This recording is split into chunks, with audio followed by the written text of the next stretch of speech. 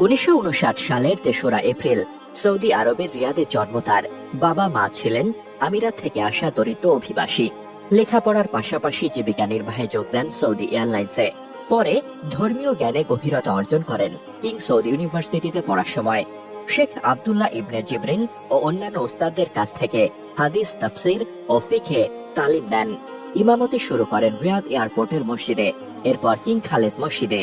সেখানেই তার কণ্ঠের সুর, খুতবা আর দাওয়াহ কার্যক্রম তাকে পরিচিতি এনে দেয়।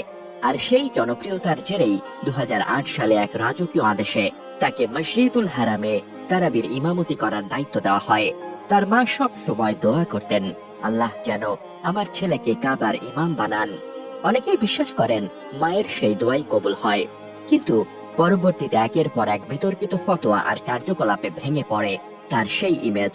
2010 সালে তিনি বলেন, ইসলামে গান বাজনা হারাম নয়,